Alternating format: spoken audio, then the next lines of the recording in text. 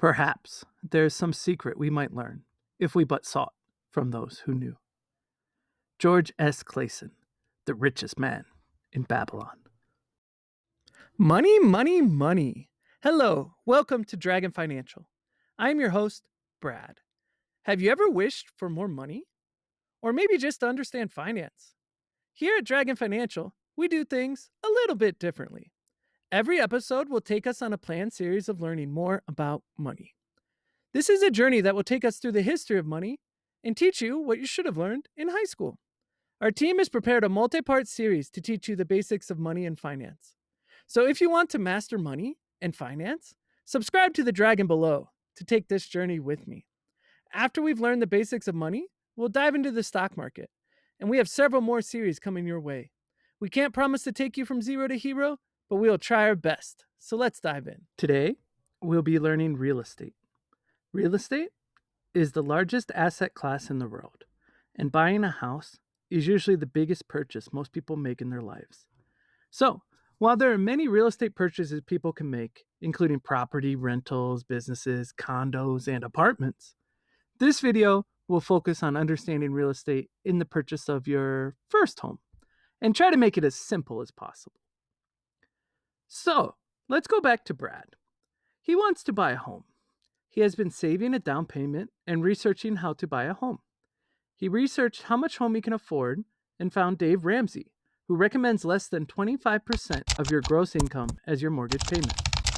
Dave is usually considered to be really conservative with his numbers, so this would be a great place to start. Brad makes $75,000 per year, so using Dave Ramsey's recommendation of 25% of your gross income for housing payments, we get $75,000 times 25% divided by 12 equals $1,562.5 per month.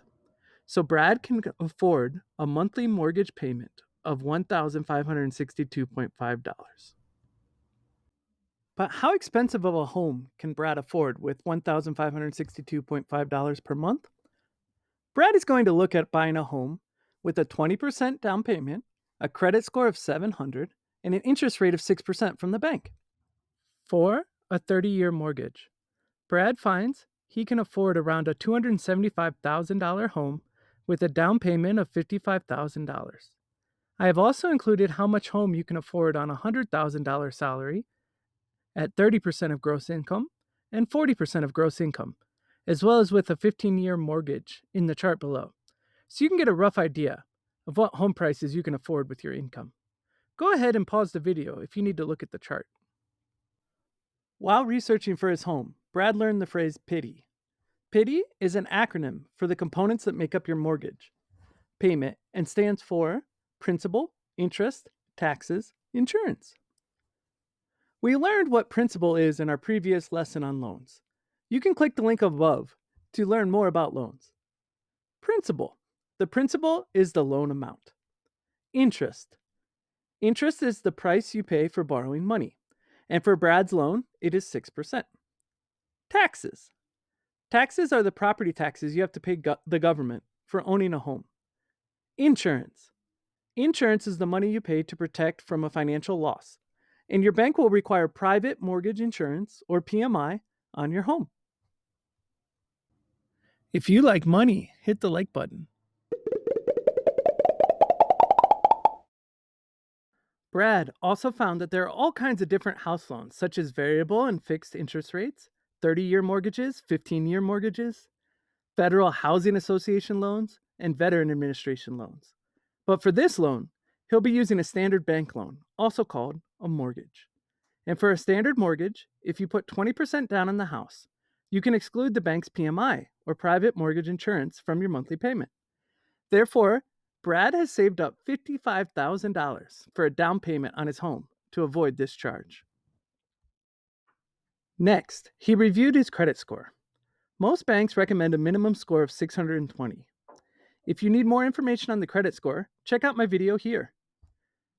Brad has a credit score of 700, which will sometimes qualify him for a better rate.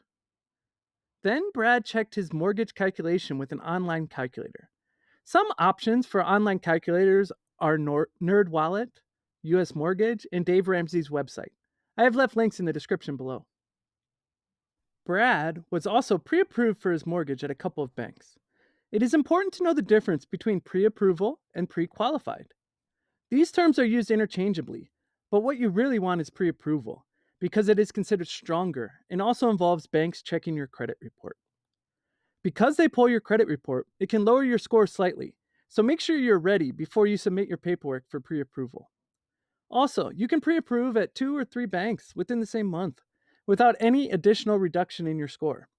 By getting pre-approval at a couple of banks, you get used to the paperwork needed and loan terminology, and also will be able to triple check your numbers for how much home you can afford. Banks will usually offer you a loan for a much higher amount than we calculated, but we are being conservative with our numbers. Another reason to get several pre-approvals is to compare different interest rates at the lenders. Finally, Brad looked for any hidden or additional costs to account for that may affect his mortgage, such as taxes, HOA or homeowners association fees, appraisal costs, closing costs, which can be as much as $3,000 to $5,000. Utilities. Remember, when renting, some utilities may be included in your rent, so you may have additional costs here. Emergency repair costs. You likely want to have some money saved for any emergency repairs, such as your air conditioner repair. After reviewing all of the numbers, Brad felt pretty confident that he could afford his home and started looking for homes in his price range using 2 of the most common apps, Redfin and Zillow, which I'll leave links in the description. He also drove around the neighborhood in his preferred area looking for houses for sale. What do you think? Will Brad find his home, or is the number too conservative? Let me know in the comments below. Here is a quick review of the topics we learned today. Dave Ramsey calculation. How much home can you afford? Principal, interest, taxes, and insurance, also known as PITI. Types of mortgages. Credit score. Pre-approval versus pre-qualified. Additional costs. Housing apps. I will leave timestamps in the description below so you can quickly review any of these topics. Remember, this is not financial advice, and I am not a licensed financial advisor. These are my personal thoughts and opinions. Also, I am not sponsored or an affiliate for NerdWallet or Dave Ramsey, but I have included some useful affiliate links in the description below so you can get more money when joining. I hope you enjoyed our journey today as we explored real estate. Join me next time as we focus on insurance in our series on money, what they didn't teach you in high school.